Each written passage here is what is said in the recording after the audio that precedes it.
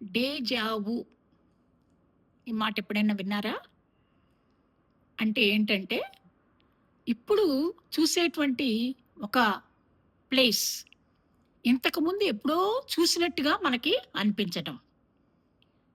Deja vu అనేది ఒక French పదము. దీనికి ఇది మనం మీనింగ్ చెప్తామనమాట. ఇప్పుడు చూసే విషయము, ఇప్పుడు చూసేటువంటి ఒక ప్లేస్ కావచ్చు, ఏదైనా ఒక విషయం మనం ఎక్కడికైనా వెళ్ళినప్పుడు జరిగినటువంటి సంఘటన గావచ్చు, ఏదైనా. ఇంతకుముందు జరిగినట్టుగా, ఇంతకుముందు చూసినట్టుగా అనిపించటం. ఇది డేజావు అంటారు. అయితే ఆహ్, చాలా వరకు మనము ఇలా ఇలా ఉంది అని చెప్పేసి చెప్పిన వాళ్ళని మనం చూసుంటాము, వినుంటాము. ఈవెన్ మనకి కొన్ని సార్లు అలా కూడా జరిగుండొచ్చు. ఎందుకు జరుగుతుంది ఇలాగా? అంటే ఆహ్, అంటే మామూలుగా రిలీజియస్‌గా కూడా కొన్ని రకాలుగా చెప్తూ ఉంటారు. మీకది అర్థమై ఉంటది నేను చెప్పకముందే. ఇప్పుడు నేను చెప్పేది ఏంటి అంటే, అసలు రీజన్ ఏంటి? ఎందుకలా అనిపిస్తుంది? అని చెప్పేసి చూసినట్టయితే, ఆహ్, మన మెదడులో ఆ ప్రాసెసింగ్ జరిగినప్పుడు జరిగేటువంటి ఒక చిన్న కన్‌ఫ్యూజన్ వలన ఈ రకమైనటువంటి భావం కలుగుతుంది.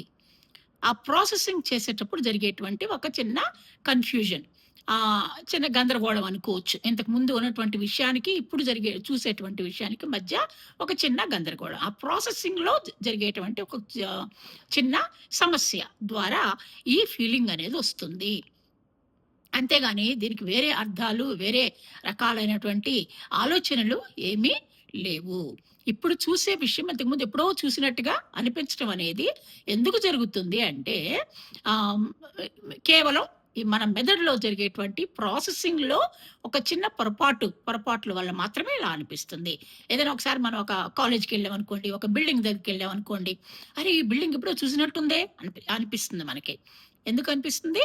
ఇది కారణం. మన మెదడులో జరిగేటువంటి ప్రాసెసింగ్‌లో జరిగేటువంటి ఒక చిన్న కన్‌ఫ్యూజన్ నుంచి ఇలా అనిపిస్తుంది. సో, దిస్ ఈస్ కాల్డ్ డేజా వు. డేజా వు is a French word. Thank you so much for watching my videos. Please like, share, and subscribe my channel.